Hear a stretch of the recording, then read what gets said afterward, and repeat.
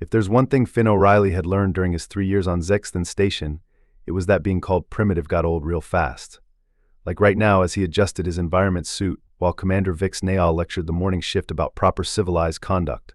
And remember, the commander's translucent tentacles rippled with what Finn had learned was their equivalent of smugness. We must maintain our advanced standards despite accommodating our less evolved colleagues. Right. Because apparently discovering fire 1,000,000 years ago makes us cosmically inferior, Finn thought, fighting the urge to roll his eyes.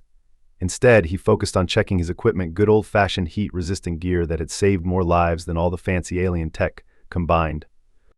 The Zyx'than Station hung like a massive crystalline snowflake in space, home to 15,000 beings from across the galaxy, and a whopping 150 humans who were constantly reminded they were the new kids on the cosmic block. The station's central hub buzzed with its usual morning chaos, crystalline Piptikians clicking down the corridors, gaseous Mulixians floating in their containment spheres, and silicon-based Zyx'thians lumbering about on their mineral-heavy limbs. O'Reilly Dr. Krell's voice echoed through the fire station's common room. The medical officer's 8 eyes blinked in rapid succession, their species' way of showing exasperation. Your thermal readings are outside acceptable parameters again. Doc, we've been over this, Finn sighed, patting his chest where his heart would be. Humans run hot. It's not a malfunction, it's a feature. Fascinating how your species survived this long with such unstable internal temperature regulation, Dr. Krell muttered, making notes on their holopad. Have you considered evolutionary upgrades? Nah, I'm vintage, Finn quipped, earning confused looks from his alien colleagues. You know, like those fancy fermented beverages Commander Waxthor collects. Sometimes older is better. The station's artificial day cycle was ramping up, bathing the massive internal streets in a soft, purple glow that the majority of species found soothing. To Finn, it made everything look like a cosmic disco, but he'd learned to keep such primitive observations to himself. As he made his way through the morning inspection route, Finn couldn't help but notice how other species gave him a wide berth. 3 years on station, and they still acted like humans might spontaneously combust, which, given their higher body temperature compared to most species, wasn't entirely surprising. The only ones who didn't seem bothered were the maintenance droids, and Finn was pretty sure that was only because they couldn't feel temperature at all. Temperature anomaly detected, chirped a passing environmental sensor as Finn walked under it. Yeah, he muttered. I'm hot stuff. Tell me something I don't know. Little did anyone know just how valuable that primitive heat tolerance would prove to be, and sooner than they expected. The station's night cycle was always Finn's favorite time. The artificial lighting dimmed to a soft blue glow, most species retreated to their environmental chambers, and he could finally enjoy his coffee without someone scanning it for dangerous thermal properties. Even the ever-present hum of the station seemed quieter, more peaceful. That peace lasted exactly 3 more sips of coffee. Emergency protocol initiated. Thermal anomaly detected in residential block 7. This is not a drill, the station's AI blared in 17 different languages, its normally smooth voice carrying an edge of urgent calculation.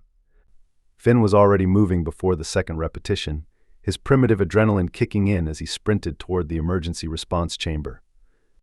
The few nocturnal species in the corridors plastered themselves against the walls as he passed, their various sensory organs widening at the sight of a human running toward danger instead of away from it. Commander EX Thor's crystalline form was already at the command console when Finn arrived, their usually pristine facets clouded with concern. Situation analysis, environmental control failure in Block 7, Section C. Temperature rising beyond acceptable parameters. Current reading 150 degrees Celsius and climbing. Cause, Finn demanded, pulling on his gear. Experimental quantum heating unit malfunction, Dr. Krell answered, their 8 eyes rapidly processing data streams. The Piptekian family in Unit 7C23 was using it to simulate their homeworld's crystallization process for their offspring's development cycle. Finn's blood ran cold despite his naturally higher temperature. There are kids in there. 3 juvenile specimens, Commander Vix Nayal's tentacles writhed anxiously. A young Piptekian, still in crystalline formation phase. A Mulixian child whose containment sphere may not withstand these temperatures, and a Zyx'than youngster whose silicon-based structure is highly susceptible to thermal shock. The emergency response team, composed of various species, huddled around the environmental readouts. Their bodies displayed every possible sign of distress, their various physiologies, allowed from color changes to literal freezing in place.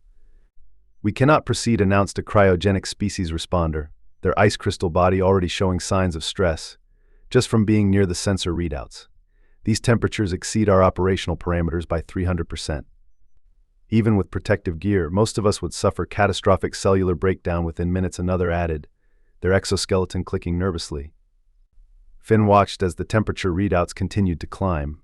The various alien species around him were built for incredible things. Some could survive in vacuum, others could process radiation as food, and a few could even fold space-time with their minds. But good old-fashioned heat? That was where evolution had dealt humanity a winning hand. "Your environmental suits can't handle it," Finn asked, already knowing the answer but needing to hear it. Dr. Krell's reply was clinical but carried an undercurrent of genuine fear. "Our most advanced thermal protection technology was designed around the physiological limitations of known spacefaring species, none of whom evolved on a death world that requires internal temperatures of 37 degrees Celsius just to function." Well then, Finn checked his old-school breathing apparatus, a design that hadn't changed much since the 21st century. "Guess it's time to show you what us primitives can do." Commander Wexthor's crystalline form vibrated with concern. "O'Reilly, even your enhanced thermal tolerance has limits. The structural integrity of Block 7 is already compromising.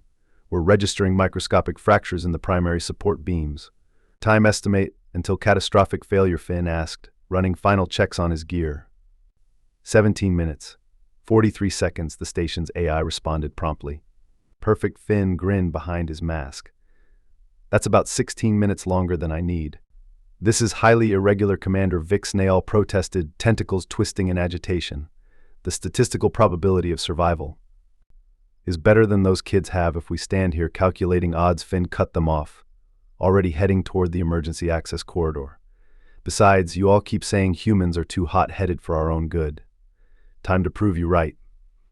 As the access door sealed behind him, Finn could hear Dr. Krell's voice over the comm. "Fascinating.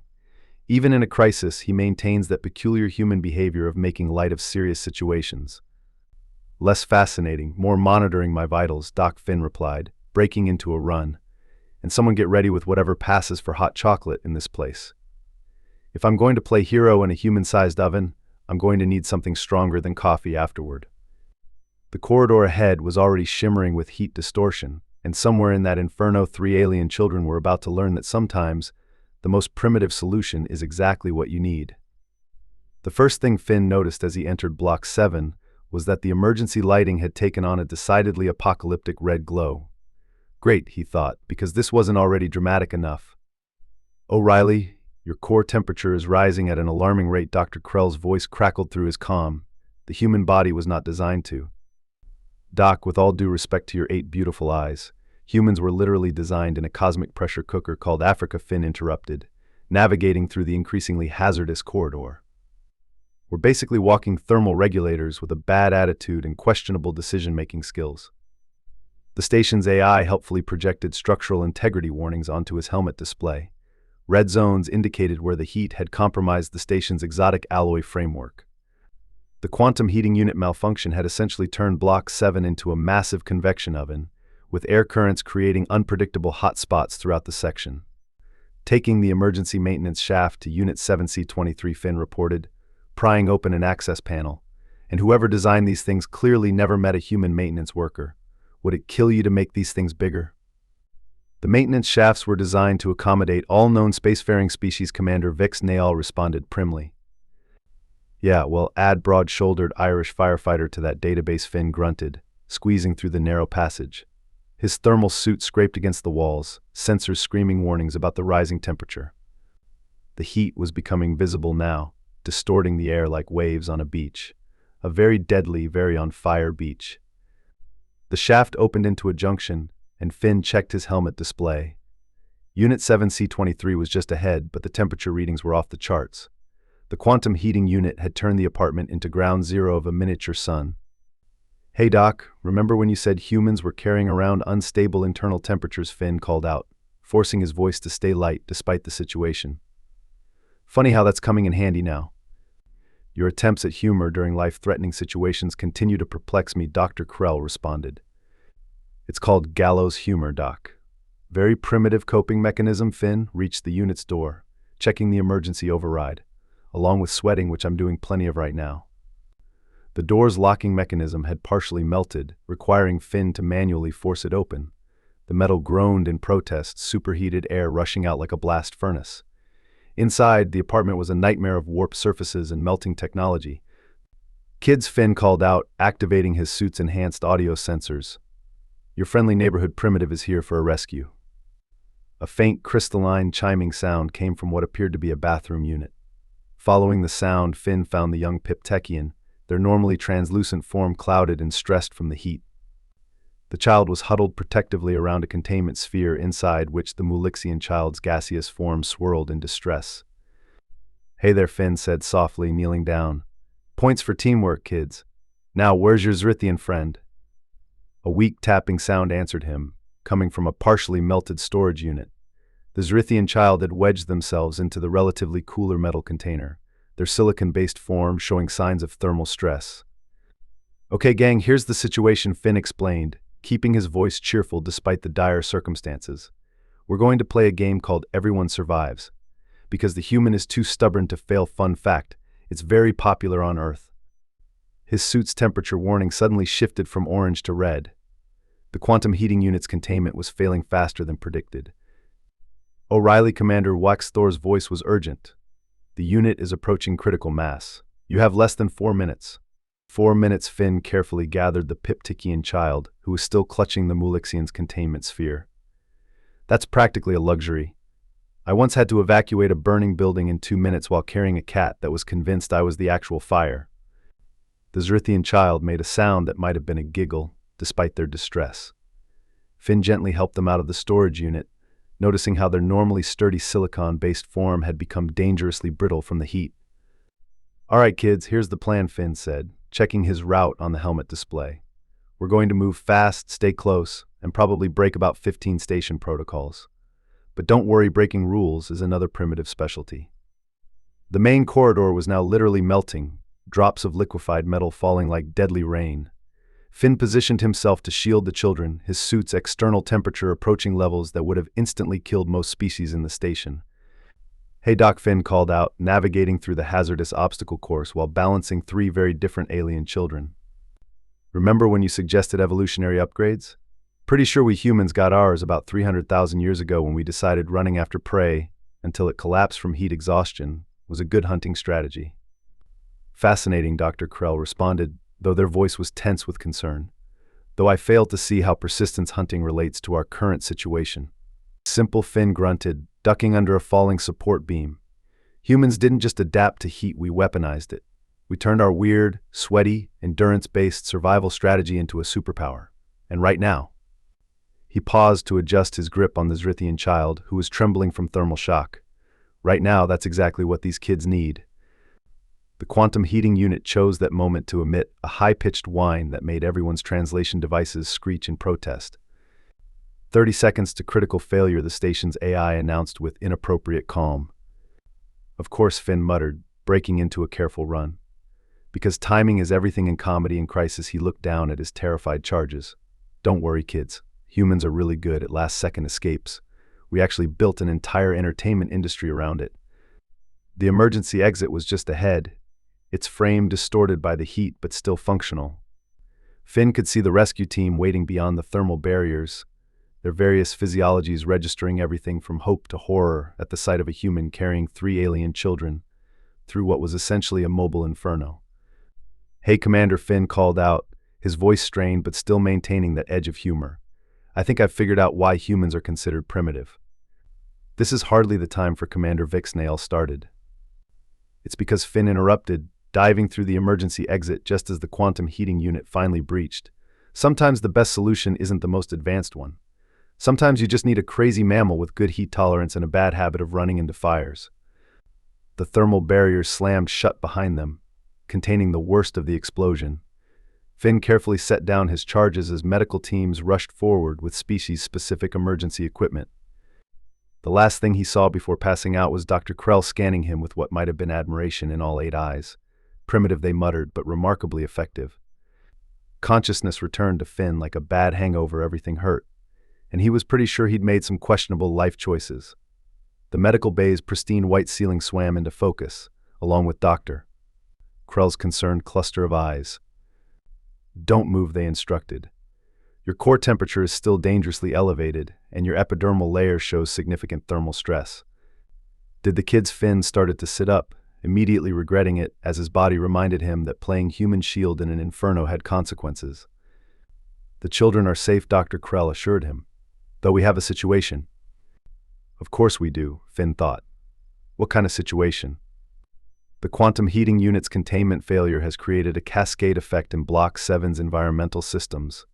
The emergency barriers won't hold much longer, and if they fail, Commander Zyx'than's crystalline form shimmered with concern. The entire station's atmospheric regulation could be compromised, Finn finished, already pulling off the medical sensors. How long? 3 minutes until barrier failure. The automated systems can't get close enough to initiate the emergency protocols. Commander Zyx'than's tentacles twisted in distress. The heat is perfect for a primitive with more courage than common sense, Finn grinned, standing despite Dr. Krell's protests. Anyone got a spare suit? The next minute was a blur of activity as Finn donned a partially melted but functional emergency suit. His skin still felt like he'd lost a fight with a solar flare, but that was a problem for future Finn. The manual override for the atmospheric purge is behind the primary barrier, Commander Zyx'than explained. You'll need to get in, don't die, pull the big red lever. Finn checked his suit's seals. Sounds simple enough. It's not a lever, it's a complex series of figure of speech, Commander. Human humor, remember. The corridor leading to Block 7 looked like something out of a terrestrial volcano documentary. The metal walls were actually glowing in places, and the emergency barriers shimmered with the strain of containing the heat. O'Reilly, Dr. Krell's voice crackled through his comm. Your previous thermal exposure has left you significantly weakened. Your probability of survival is... Doc, one thing about humans, Finn interrupted, overriding the first barrier's safety protocols. We're really bad at math when it comes to calculating our own survival odds.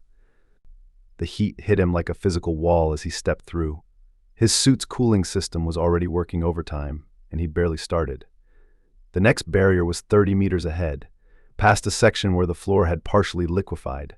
45 seconds until complete barrier failure, the station's AI helpfully announced. Thanks for the pressure, Finn muttered, carefully navigating the hazardous terrain. Hey, Commander, you know how you always say humans rely too much on instinct? This is hardly the time for. Well, my instincts are saying that running across molten metal is a bad idea, so I'm going to do something equally stupid instead. Before anyone could respond, Finn grabbed a hanging power conduit and used it to swing across the compromised section. The cable's insulation began melting instantly, but it held long enough for him to land on solid ground. 20 seconds, the AI reminded everyone. The final barrier's control panel had melted into abstract art. Finn could feel the heat even through his suit as he pried off the warped cover, exposing the emergency override. The sequence requires careful calibration, Commander Zyx'than started to explain. Sorry, Commander, Finn interrupted, pulling out his multi-tool. No time for careful. Going with the primitive solution. He jammed the tool into the control panel and twisted. The barrier disappeared with a sound like a dying whale, exposing him to the full fury of the overloading systems. The atmospheric purge controls were exactly 3 steps away. Unfortunately, those steps were through air hot enough to melt most metals. Finn's suit instantly began to bubble and warp. 5 seconds, until catastrophic failure, the AI announced cheerfully. You know what's really primitive? Finn gasped, forcing himself forward as his suit's external layers literally melted off him. Counting. 4. His visor began to cloud from the heat. 3. He reached for the controls with a partially melted glove. 2. The emergency protocols engaged with a satisfying click. 1. Gotcha. The station's emergency systems roared to life, flooding the sector with fire-suppressing foam and rapidly cooling gases. Finn felt the temperature drop like a stone as the automatic systems finally managed to get the situation under control. He collapsed against the wall, watching through his damaged visor as the crisis indicators slowly shifted from red to yellow to green. His suit was in tatters, his skin felt like it had been sandblasted, and he was pretty sure he'd just aged 10 years in 5 minutes. Status report, Commander Zyx'than demanded through the comm. Situation handled, Finn wheezed. Though I might need a new suit. And skin, he paused for effect. And maybe a raise. There was a long silence before Commander Zyx'than spoke. "O'Reilly, your methods were unorthodox, dangerous, and completely outside standard protocols." "That's what I was going for. Yes." "They were also remarkably effective." The commander sounded like the admission physically pained them. "Perhaps there is something to be said for primitive solutions." "Glad you think so." Finn managed a weak grin as medical teams approached in their protective gear. "Because I have a primitive need for whatever passes for whiskey on this station." First, Dr. Krell interrupted. "You have an extremely primitive need for medical attention." "Fair enough." Finn let himself be helped onto a stretcher. "But I stand by the whiskey request. It's traditional for humans who've just been partially cooked." As they wheeled him away, Finn could have sworn he heard Commander Zyx'than mutter something that sounded suspiciously like, "Perhaps being primitive isn't entirely a disadvantage." 3 days later, Finn sat in the station's observation dome, nursing what the medical bay had finally agreed was a sufficiently healed set of burns, and what the station's bartender insisted was the closest thing to Irish whiskey in this sector of space. It tasted more like fermented starlight, but he wasn't complaining. Lieutenant O'Reilly, Commander Zyx'than's tentacles were arranged in what Finn had learned was their version of formal address. "The Station Council has reviewed your unconventional actions during the crisis. Is this the part where you tell me that running into an inferno with melting equipment violates about 50 safety protocols?" Finn took another sip of his definitely not whiskey. Actually, the commander's translucent form shifted in what might have been embarrassment. "We're adding new protocols. Specifically, protocols that recognize certain primitive advantages in emergency situations." Dr. Krell, who had insisted on monitoring Finn's recovery personally, blinked all 8 eyes in rapid succession. "We're calling it the Human Thermal Response Initiative. Though some of us argued for the O'Reilly Protocol when conventional solutions are too cold." "You're kidding." Finn nearly choked on his drink. "I assure you, we rarely kid about protocols." Commander Waxthor's crystalline form sparkled with what might have been amusement, though the children have been quite insistent on adding their own suggestions. As if on cue, the 3 rescued youngsters bounded, or in the Mulixian's case, floated into the dome. The young Piptekian was wearing what appeared to be a crudely made firefighter's helmet, while the Zyx'than child had somehow acquired a thermal blanket as a cape. "Mr. Human," they called out in their various languages, the station's translators struggling to keep up with their excitement. "Tell us again about the primitive hunting technique." Persistence hunting. The Mulixian child's containment sphere bobbed eagerly, where humans chase prey until it overheats. "Now look what you've done." Dr. Krell sighed. "They've been obsessed with human thermal regulation for days. The Piptekian child tried to increase their core temperature yesterday. Successfully," the young crystal being chimed proudly. "For approximately 3 seconds," Dr. Krell corrected, "before their cooling systems engaged." Finn couldn't help but laugh, even though it made his healing skin twinge. Well, kids, being hot-headed isn't always a bad thing. Sometimes it's exactly what you need. Commander Zyx'than's tentacles arranged themselves in what Finn recognized as their equivalent of an eye roll. "Perhaps. Though we would appreciate if you could discourage them from their current goal of becoming honorary primitives." "No promises." Finn grinned, raising his glass to the setting stars beyond the dome. "After all, some of our best primitive traits are pretty contagious." And somewhere in the station's vast database, under the newly created Human Thermal Response Initiative, a note was added: "Sometimes, the most advanced solution is to trust a primitive instinct, especially if that instinct comes with a built-in heat tolerance and a really bad sense of self-preservation." The children would definitely need to work on their chaos handling protocols, though. They were still a bit too cool for that.